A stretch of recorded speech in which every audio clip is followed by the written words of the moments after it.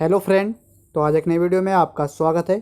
तो आज के इस वीडियो में हम 2001 में हुए भारतीय संसद पर हमला के बारे में जानने का प्रयास करेंगे, जो कि वीडियो के अंत तक बने रहने पर आपको पता चल जाएगा कि ये हमला कब और क्यों हुआ था और किसके द्वारा किया गया था। तो चलिए स्टार्ट करते हैं अब इस वीडियो को बिना देरी किए हुए। तो जो भी इस चैनल में नए होंगे वो इस चैनल को सब्सक्राइब करके बेल आइकन जरूर दबा दें, ताकि ऐसे ही वीडियो आपको तुरंत से तुरंत मिल सके। तो चलिए स्टार्ट करते हैं अब इस वीडियो को बिना देरी किए हुए। तो यह भारतीय संसद पर हमला हुआ था, जो कि 2001 में हुआ था। और यह 2001 भारतीय संसद हमला 31 दिसंबर 2001 को भारतीय संसद नई दिल्ली में हुआ था, जो कि भारत में भारतीय संसद पर एक आतंकवादी हमला था। यह हमला 5 सशस्त्र हमलावरों द्वारा किया गया था, जिनके परिणाम स्वरूप दिल्ली पुलिस के 6 कर्मियों, संसद सुरक्षा सेवा के 2 कर्मियों और एक माली की मौत हो गई थी, जो कि सभी 5 आतंकवादियों को सुरक्षा बलों ने मार गिराया था। इसके अलावा और भी इस आतंकी हमले में शामिल थे। और यह आतंकी हमले इसलिए किया गया था कि संसद की इमारत को तोड़ के गिरा दिया जाए, जो कि यह हमला सामूहिक गोलीबारी के द्वारा किया गया था। जो कि इस हमले में आतंकवादियों के पास अनेक प्रकार के हथियार थे, जो कि AK-47 राइफल, पिस्तौल, ग्रेनेड लॉन्चर, हथगोले, विस्फोटक बेल्ट, जो कि इन सभी हथियारों से इस संसद में हमला किया गया था। और 9 लोगों की मौत हो चुकी थी, जो कि 5 आतंकवादी को छोड़कर यह भारतीय 9 जन थे, जो कि इस हमले में मौत हो चुकी थी। और 18 लोगों की घायल हो चुकी थी, जो कि इन आतंकी हमले में मुख्य अपराधी जैश-ए-मोहम्मद थे, जो कि अब भारतीय अधिकारियों ने पाकिस्तान से संचालित 2 आतंकवादी समूहों, जो कि लश्कर-ए-तैयब और जैश-ए-मोहम्मद पर हमले को अंजाम देने का आरोप लगाया। लेकिन LET यानी कि लश्कर-ए-तैयब ने इसमें शामिल होने से इनकार किया। इस घटना के कारण भारत और पाकिस्तान के बीच तनाव बढ़ गया, जिसके परिणाम स्वरूप 2001 और 2002 तक में भारत पाकिस्तान की गतिरोध उत्पन्न हुआ। इसके बाद जानने का प्रयास करते हैं कि आक्रमण कारण, जो कि इस पार्लियामेंट अटैक या संसद भवन का हमला के आक्रमण के लिए क्या कारण थे। तो यह आक्रमण कारण के बारे में, जो कि 13 दिसंबर 2001 को 5 आतंकवादी गृह मंत्रालय और संसद के लेवल वाली एक कार में संसद भवन में घुस आए, जबकि घटना से 40 मिनट पहले राज्यसभा और लोकसभा दोनों को स्थगित कर दिया गया था।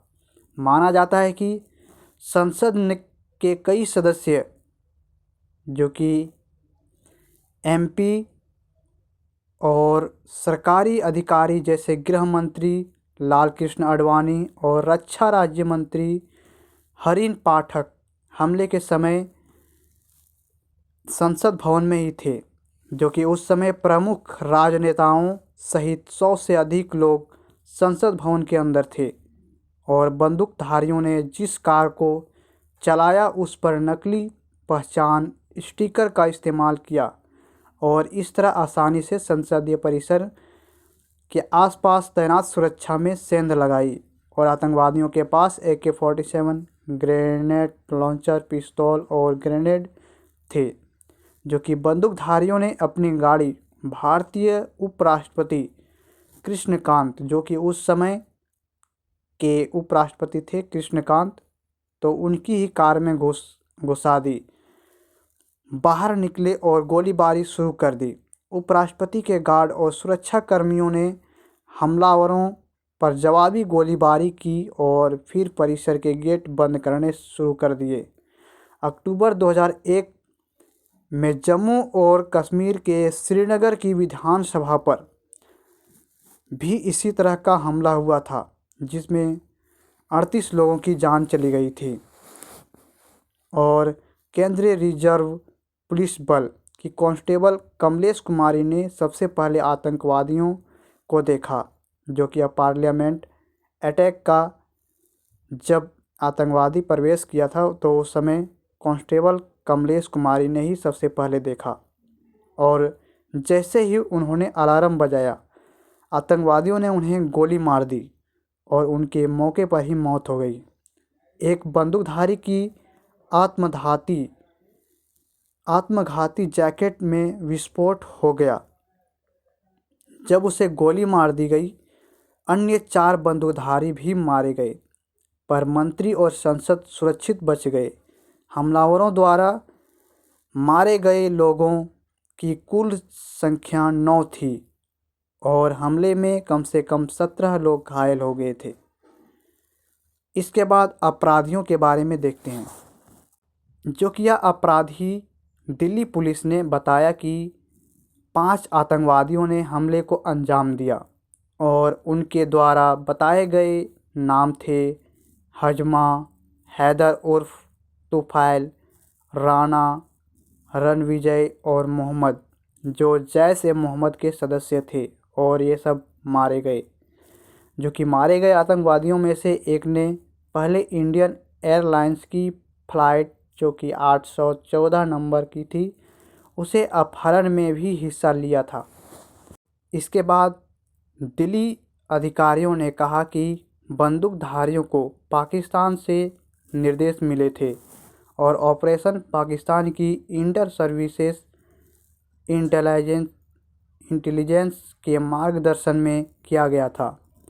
अपनी पुस्तक the exile the flight of Osama bin Laden में कैथी स्कॉट क्लार्क और एड्रियन लेवी ने कहा है कि तत्कालीन CIA स्टेशन प्रमुख रॉबर्ट ग्रेनियर और राजदूत वेंडी चैम्बरलिन को संदेश था कि ISI ने अली जान और कजाई की कमान के तहत सैनिकों की फिर से तैनाती के लिए डुरंड रेखा से दूर हमले को मंजूरी दी थी, जिससे ओसामा बिन लादेन तोरा बोरा की लड़ाई के दौरान पाकिस्तान में भाग सके।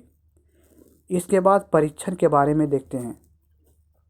जो कि हमले के बाद कई संदिग्धों को गिरफ्तार किया गया और दिसंबर 2002 में 4 जैश ए मोहम्मद आतंकवादियों को हमले में भूमिका के लिए दोषी ठहराया गया।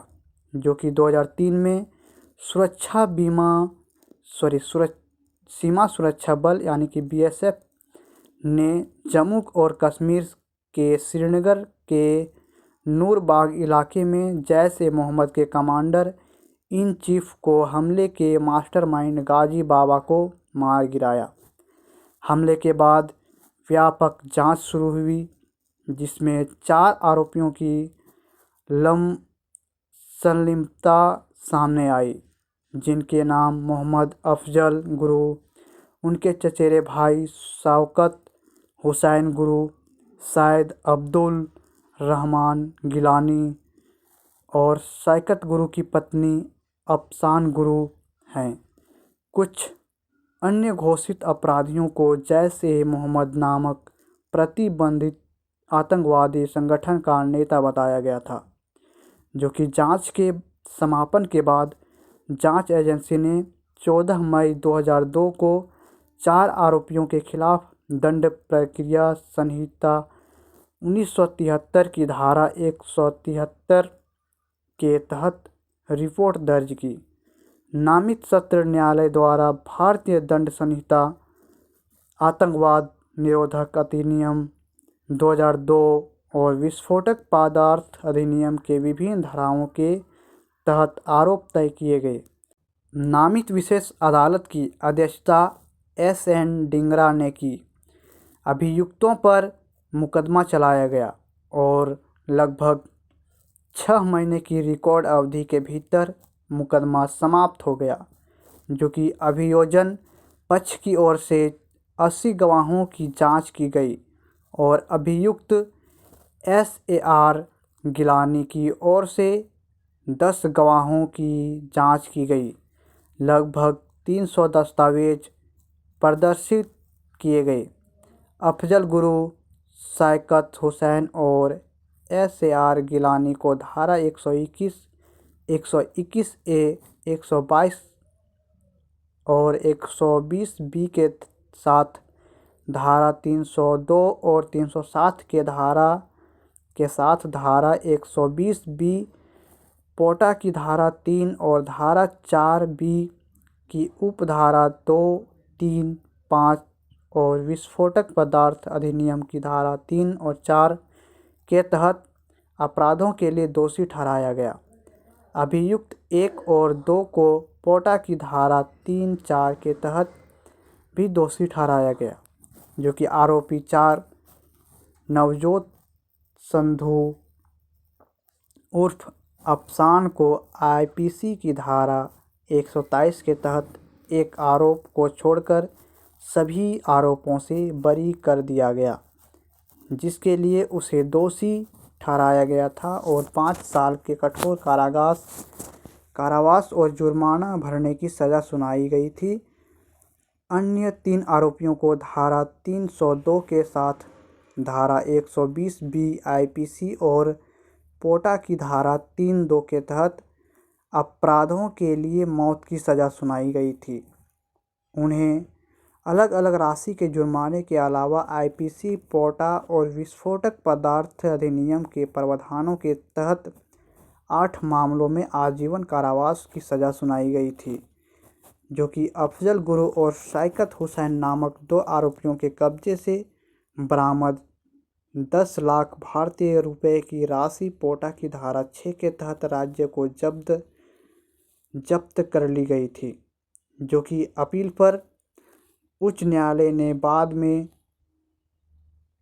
एस.ए.आर. गिलानी और अफसान को बरी कर दिया, लेकिन शौकत और अफजल की मौत की सज़ा को बरकरार रखा। दिल्ली उच्च न्यायालय में और बाद में भारत के सर्वोच्च न्यायालय में गिलानी का प्रतिनिधित्व राम जेठमलानी ने किया। जेठमलानी ने कहा कि गिलानी का बचाव करने के कारण उन्हें लगभग अपना राजनीतिक करियर गंवाना पड़ा। गिलानी को बरी किए जाने से संसद हमले के अभियोजन पक्ष के संस्करण में एक बड़ा छेद हो गया। उन्हें पूरे हमले का मास्टरमाइंड बताया गया। दिल्ली विश्वविद्यालय में एक युवा व्याख्याता गिलानी को अपने नाराज सहकर्मियों और दोस्तों से समर्थन मिला, जो निश्चित थे कि उन्हें फंसाया गया था। उन्होंने प्रसिद्ध वकील नंदिता हक्सर से संपर्क किया और उन्हें अपना मामला लेने के लिए कहा। अफजल गुरु को भारतीय अदालत ने मौत की सज़ा सुनाई थी और उसे 20 अक्टूबर 2006 को फांसी दी जानी थी, लेकिन उसकी फांसी पर रोक लगा दी गई। दया याचिका स्वीकार करने के लिए राष्ट्रपति डॉक्टर APJ अब्दुल कलाम से मिलने के लिए उनके परिवार ने नई दिल्ली में डेरा डाला था, जो कि हमले में शहीद हुए CRPF जवान कमलेश कुमारी जाटव के परिवार ने कहा कि अगर राष्ट्रपति याचिका स्वीकार कर लेते हैं तो वे अशोक चक्र लौटा देंगे, जो कि यह कमलेश कुमारी को अशोक चक्र दिया गया था। और 13 दिसंबर 2006 को मृतकों के परिवारों ने सरकार को पदक वापस कर दिए। अप्रैल 2007 तक भारत के तत्कालीन राष्ट्रपति APJ अब्दुल कलाम ने न्यायिक प्रक्रिया में हस्तक्षेप करने से इनकार कर दिया था। सज़ा 20 अक्टूबर 2006 को होनी थी, लेकिन अफजल को फांसी पर रोक लगा दी गई और वह मौत की सज़ा पर बना रहा, जो कि 3 फरवरी 2013 को उनकी दया याचिका तत्कालीन राष्ट्रपति प्रणब मुखर्जी ने खारिज कर दी थी। उन्हें 9 फरवरी 2013 को सुबह 8 बजे दिल्ली के तिहाड़ जेल में फांसी दे दी गई थी और पूरे धार्मिक रीति रिवाजों के साथ तिहाड़ जेल में ही दफना दिया गया। शौकत हुसैन को उनके अच्छे आचरण के कारण रिहाई की निर्धारित तिथि से 9 महीने पहले ही रिहा कर दिया गया। दिल्ली पुलिस ने 2 अधिकारियों एसीपी राजवीर सिंह और मोहन चंद शर्मा को मामले में प्रथम दृष्टया सबूत इकट्ठा करने का श्रेय दिया जाता है। सिंह को बाद में एक प्रॉपर्टी डील को लेकर उनके दोस्त ने गोली मार दी गई थी और शर्मा की दिल्ली में आतंकवादियों के साथ बटला हाउस मुठभेड़ के दौरान हत्या कर दी गई थी। और इस पीडीएफ को अगर आप लेना चाहते हो तो आप दिए गए डिस्क्रिप्शन में टेलीग्राम का चैनल का लिंक मिल जाएगा, वहां से आप ज्वाइन कर लें ताकि आपको इस पीडीएफ का लिंक या फिर पीडीएफ मिल सके, क्योंकि हम जो भी यहाँ पर वीडियो में बताते हैं उसका पीडीएफ हम टेलीग्राम चैनल में ही शेयर करते हैं। इसके बाद देखते हैं प्रतिक्रिया के बारे में, जो कि यह मुख्य लेख 2001 तो भारत पाकिस्तान गतिरोध में भारत के प्रधानमंत्री नरेंद्र मोदी ने 2001 में भारतीय संसद पर हुए हमले में जान गंवाने वालों को श्रद्धांजलि दी। भारत सरकार ने शुरू में लश्कर ए तैयब और जैश ए मोहम्मद पर हमले में शामिल होने का आरोप लगाया था। हालांकि लश्कर ए तैयब ने इस घटना में किसी भी तरह की संलिप्तता से इनकार किया। नवंबर 2002 में 4 जैश सदस्यों को भारतीय अधिकारियों ने गिरफ्तार किया और उन पर मुकदमा चलाया। सभी चारों को घटना में विभिन्न भूमिकाएं निभाने को दोषी पाया गया, जो कि हालांकि चौथी शौकत हुसैन की पत्नी अफसान नवजोत संधू को साजिश की जानकारी छिपाने के मामूली आरोप में दोषी पाया गया और आरोपियों में से एक अफजल गुरु को घटना के लिए मौत की सज़ा सुनाई गई थी, जो कि विश्व नेताओं और भारत के निकटतम पड़ोसी देशों के नेताओं ने संसद पर हमले की निंदा की। यह 14 दिसंबर को सत्तारूढ़ राष्ट्रीय जनतांत्रिक गठबंधन, जिसे एनडीए कहते हैं, ने हमले के लिए पाकिस्तान स्थित लश्कर ए तैयब और जैश ए मोहम्मद को दोषी ठहराया, जो कि तत्कालीन गृह मंत्री लालकृष्ण आडवाणी ने दावा किया कि हमें कल की घटना के बारे में कुछ सुराग मिले जो दिखाते हैं कि इसके पीछे एक पड़ोसी देश और वहां सक्रिय कुछ आतंकवादी संगठन है।